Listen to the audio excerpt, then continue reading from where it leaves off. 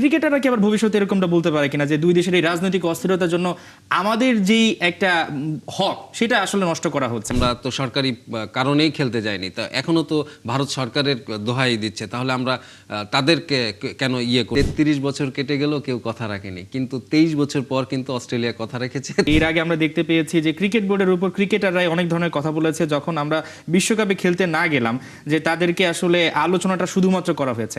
ক্রিকেটাররা কি আবার ভবিষ্যতে এরকমটা বলতে পারে কিনা যে দুই দেশের এই রাজনৈতিক অস্থিরতার জন্য আমাদের যেই একটা হক সেটা আসলে নষ্ট করা হচ্ছে, বা তারা যারা খেলতে এখন পারতো পরবর্তীতে স্কোয়াডটাও পরিবর্তন হতে পারে, অনেকে ভারতের বিপক্ষে খেলতে চায়, সেটাও তো তারা লস হতে পারে অনেক। আপনি একটা ভালো প্রশ্ন করেছেন, এটি কিন্তু চলে আসছে তুলনাগুলা, যে আপনার গত আমরা টি-20 বিশ্বকাপ আমরা তখন খেলতে যাইনি, তখন কথা হয়েছিল যে আমরা তো সরকারি কারণেই খেলতে যাইনি, তা এখনো তো ভারত সরকারের দোহাই দিচ্ছে, তাহলে আমরা তাদেরকে কেন করছি না? সেটা এই দুইটার ভিতরে যে পার্থক্যটা রয়েছে সেটা হলো যে আইসিসির ইভেন্ট ছিল, সেটা একটা বিশ্বকাপ ছিল, সেটা আর আপনি ফিরে পাবেন না। আর এখানে হচ্ছে আপনি দ্বিপাক্ষিক সিরিজ, এটা স্থগিত হলে পরবর্তীতে আপনি দ্বিপাক্ষিক সিরিজটা খেলতে পারবেন।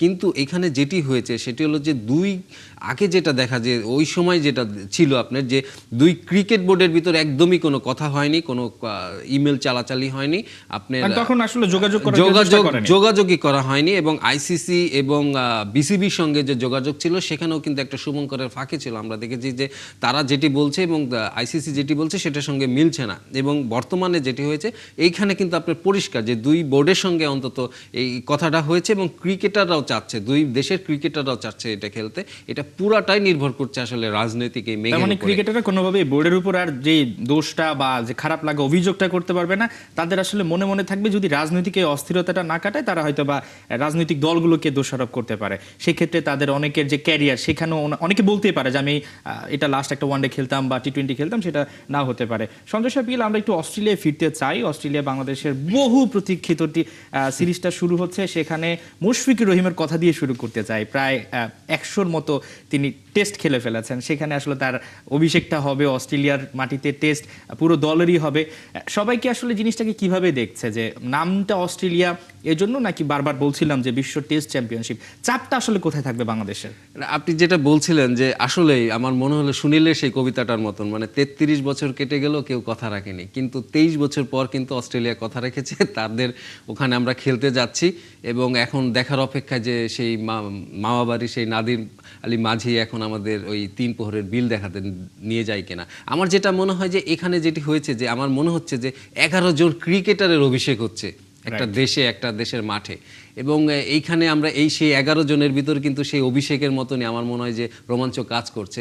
এবং আমরা জানি যে মুশফিকুর রহিম, আপনি যেটা বললেন যে 103 ম্যাচ তিনি খেলেছেন, তার কেরিয়ারের সায়ান্নে এসে তার একটি বৃত্ত পূরণ হচ্ছে, অপূর্ণ একটি বৃত্ত তার পূরণ হচ্ছে।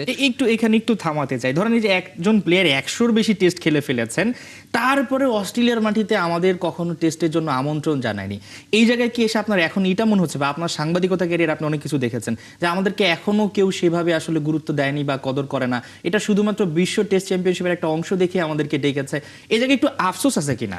মুশফিকুর রহিমেরও কিন্তু সেই আফসোসটা থাকবে। আফসোস তো অবশ্যই আছে। আপনি দেখেন, আমি কালকে দেখছিলাম মুশফিক এই মুহূর্তে আপনার 103টি ম্যাচ খেলেছে, সারা বিশ্বের 35টা ভেন্যুতে তিনি টেস্ট খেলার তার অভিজ্ঞতা রয়েছে, অথচ তার অস্ট্রেলিয়ার মাটিতে কোনো ভেন্যুতে হয়নি। সেখানে সচিন বলেন, আপনি তাদেরকে আমি দেখছিলাম যে তারা প্রায় 5টার মতন সিরিজ খেলে ফেলেছিলেন এই সময়টা অস্ট্রেলিয়ার মাটিতে।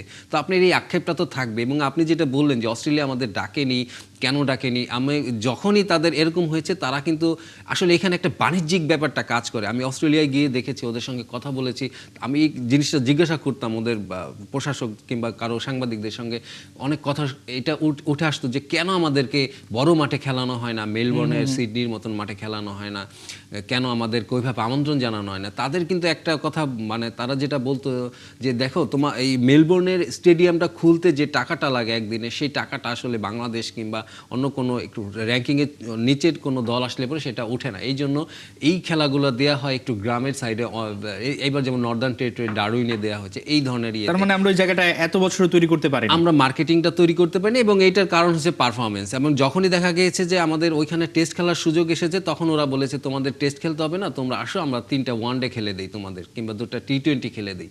তো এটা আসলে ওই সম্মানটা আদায় করতে আমরা পারিনি এতদিনে, যে ওই টেস্টের যে সম্মানটা। এখনও আপনি দেখেন এই ডারউইনে কথা হচ্ছে কি ওদের পিস কিউরেটর বলছে যে আমি একটা লেখা পড়লাম, তিনি বলছেন যে আমি চাই না যে 2 দিনের টেস্টটা শেষ হোক, আমি চাই যে এই টেস্টটা মানে এরা বাংলাদেশের খোঁজ খবরটা খুব ভালো মতো তার জানেন। মানে কি, তার মানে কথা হচ্ছে আপনার অলরেডি প্রশ্ন উঠে গেছে যে যে এই আমরা হেরে টেস্টটা যাচ্ছি 2 2 দিনে। দিনে কি শেষ হয়ে যাবে কিনা। তো এটা তো আসলে হতাশাজনক একটা ব্যাপার, এবং টেস্ট শুরু হওয়ার আগেই এমন যদি আলোচনা হয়ে যায়, এবং এটা কারণ আসলে প্রস্তুতি ম্যাচ, আমরা ওই প্রস্তুতি ম্যাচটা হেরে গিয়েছি একটা আনকরা দলের সঙ্গে। তারপরে আসলে ওদের আসলে যে দর্শক টানার ব্যাপারটা, ওরা খুব চেষ্টা করছে ওদের লোকাল দর্শকদের এখানে টানার জন্য, কারণ ওরা জানে যে 23 বছর পর এখানে ওদের ওইখানে টেস্ট দেখতে যাচ্ছে, 22 বছর পর ওদের দর্শকরা ওখানে টেস্ট দেখতে যাচ্ছে, তারাও চায় যে টেস্ট একটু লম্বা হোক, 4-5 দিনে যাক। নিঃসন্দেহে। তবে এই জায়গায় একটু ফিরতে চাই, 2017 সালে বাংলাদেশের মাটিতে খুব সম্ভবত আমরা তাদেরকে হারিয়েছিলাম, সেই ভয়টা কিন্তু অস্ট্রেলিয়া নিঃসন্দেহে রয়েছে। এবং আপনি যে কথাটা বলছিলেন যে তারা দীর্ঘ সময় পর এখানে টেস্ট খেলছে, তাদেরও তো একটা ব্যাপার রয়েছে যে এই মাটিতে অনেকদিন পর টেস্ট, তাদের কাছে একটু চেনা হলেও অচেনা কিনা। না, তাদের কিন্তু এই নর্দার্ন টেরিটরি, এই জায়গাটা ডারউইন, তাদের সবসময় এলো টাইম চেম্বারের মতন, তারা যখন উপমহাদেশে আসে তারা ওইখানে ক্যাম্প করে, এবং আপনার এইখানে কিন্তু তাদের অচেনা একবারেই বলা যাবে না, কারণ তারা গত বছর এখানে টি-20 ম্যাচ খেলেছিল সাউথ আফ্রিকার সঙ্গে, এবং তাদের এখানে কিন্তু আসলে তারা এটা অনেকটা ওই ফানি ক্যাম্পের মতন থাকে, তারা ওইখানে যে কন্ডিশন অ্যাডাপ্ট করার জন্য ওই কাজটা করে, তো সেখানে তাদের একেবারে অচেনা এটা বলা যাবে না। তবে তারা ইউজ টু না, তারা সাধারণত এসএস খেলেছিল লাস্ট 6 মাস পর তারা খেলতে নামছে, এবং সামনে 12 মাসে তাদের 20টা টেস্ট খেলতে হবে, তারা কিন্তু এখান থেকে আসলে ওয়ার্ম আপটা করছে, তাদের জন্য এটা আসলে গা গরমের একটা সিরিজ। নিঃসন্দেহে। তবে এই গারো গরমের ম্যাচে বাংলাদেশ অনেক কিছুই করতে পারে, ইতিহাস অনেক কথা বলে। নিউজিল্যান্ডে আমরা দুর্দান্ত সেই ইতিহাস রেখে এসেছি। সবচেয়ে মানে ছোট করে যদি জানতে চাই, একদম প্রত্যাশাটা কি থাকবে, রিয়েলিটি হচ্ছে আপনার সেশন, আমার 3টা সেশন থাকে দিনে, সেখানে আপনার অন্তত একটা সেশন আমার ডমিনেট করতে হবে। মানে ব্যাপারটা থাকবে এমন যে আমরা সেশন বাই সেশন যদি এই ম্যাচটি ধরতে পারি, এবং আমার মনে হয় যে ব্যাটিং লাইন আপ আমাদের ব্যাটাররা অভিজ্ঞ আছে, মুশফিকুর রহিম আছেন, মমিনুল আছেন, শান্ত আছেন, লিটন দাস খেলতে যাচ্ছেন, সব মিলিয়ে আমাদের এই 4 জন ব্যাটারের উপরে আসলে আমাদের অনেক অনেক কিছু নির্ভর করছে। যেহেতু আসলে অস্ট্রেলিয়ার যে ভাগা ভাগা বোলার রয়েছে, তাদের ফেস করাটাই অনেকের স্বপ্ন থাকে। দেখা যাক কি হয়। অসংখ্য ধন্যবাদ।